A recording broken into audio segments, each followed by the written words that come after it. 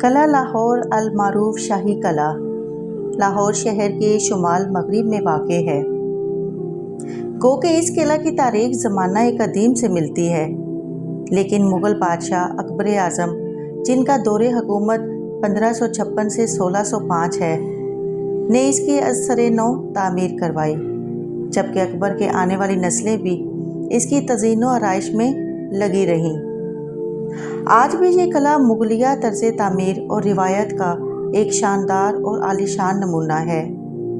قلعہ کے اندر واقع چند مشہور مقامات میں شیش محل، عالمگیری دروازہ، نولکھا محل اور موتی مسجد شامل ہیں۔ 1981 میں یونیسکو نے اس قلعے کو شالیمار باغ کے ساتھ عالمی ورثہ قرار دیا تھا۔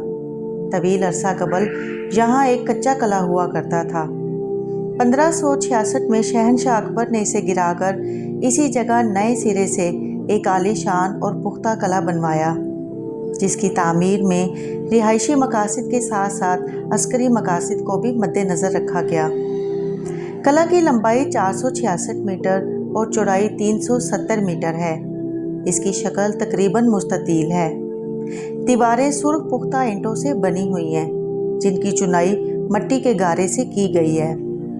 ان دیواروں پر بندوقچیوں کے لیے سوراخ بنے ہوئے ہیں، جن سے وہ محاصرہ کرنے والی فوج پر گرم پانی اور گولیاں برسایا کرتے تھے۔ اس کے آثار مشرقی دیوار میں آج بھی موجود ہیں۔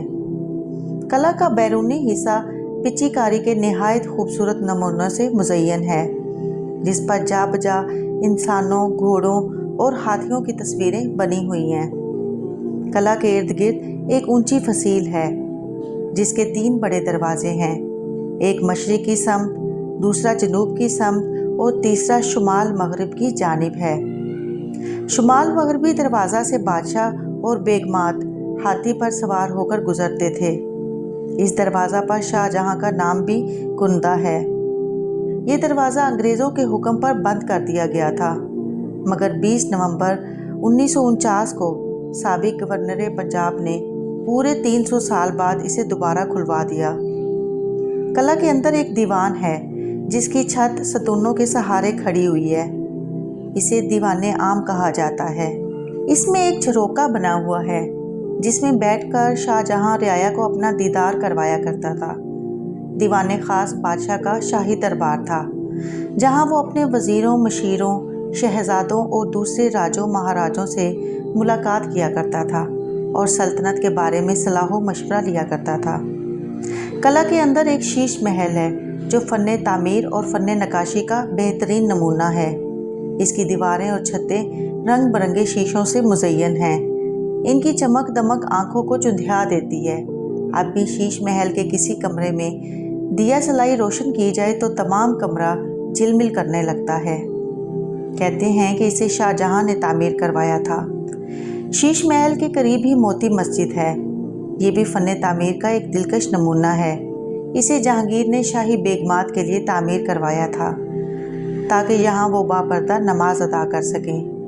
مہاراجہ رنجیت سنگھ نے اپنے دور حکومت میں اس قلعہ پر قبضہ کیا تو اس نے موتی مسجد کا نام بدل کر موتی مندر رکھ دیا تھا۔ اگرچہ انگریزوں نے مسجد سے قیمتی ہیرے جواہرات نکال کر اس کی خوبصورتی کو سخت نقصان پہنچایا تھا، لیکن اس کے باوجود اس کی عظمت کو کوئی نقصان نہ پہنچا سکے۔ قلعہ کے اندر ایک چھوٹا سا میوزیم بھی ہے، جس میں بہت سی نادر اور قیمتی اشیاء محفوظ ہیں۔ بہت سی الماریوں میں پرانے زمانے کے اوزار، اسلحہ، تصویریں اور لباس بڑے کرینے سے سجائے گئے ہیں۔ اتنی مدت گزر جانے کے باوجود بھی ان چیزوں کی سج دھج اور شان و شوکت میں کوئی فرق نہیں آیا۔ ملکی اور غیر ملکی سیاح کثیر تعداد میں اس قلعہ کو دیکھنے کے لیے آتے ہیں۔